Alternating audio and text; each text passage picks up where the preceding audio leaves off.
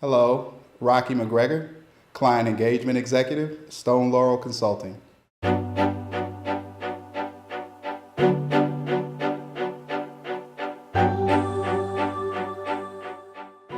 first that comes to mind for me is my grandfather. I spent my very early years with him, but he is cemented in my memory because of his show of love, compassion, a sense of assurance and belief in me. I would also say that the women in my life have been extremely critical, starting with my wife. She is my strength, my rock, my pillar, but she's also probably my worst critic.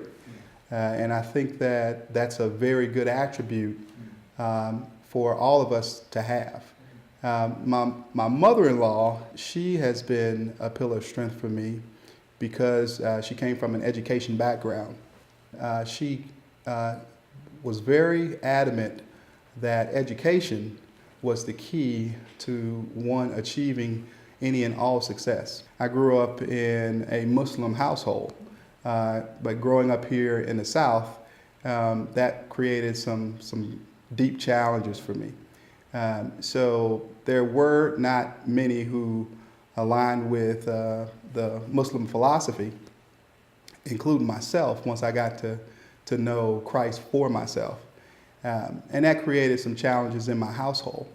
My father was a devout Muslim and a man of strong discipline and belief.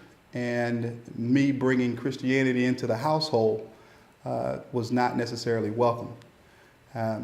He and I were able, some years later, to mend that because he saw that my faith drove me.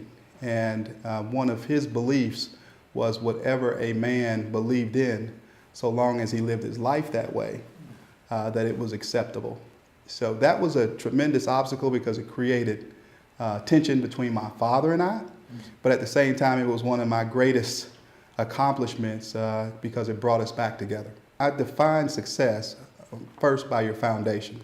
What is it that you believe in that's greater than yourself? I believe that any person, male or female, if they have a strong faith-based foundation, then all things are possible. My success has come directly from not looking at the end result of things, but embracing the journey that has taken me to that point. The message that I have for young black men is, second to God are your relationships. To focus on putting authenticity in the time that you ask people for, but also respecting that time that is given. Not to be afraid to ask the question, whatever the question may be, and dare to hold each other accountable when you feel as if someone is being wronged, if you feel as if someone is not challenging themselves, to be that voice to hold oneself accountable.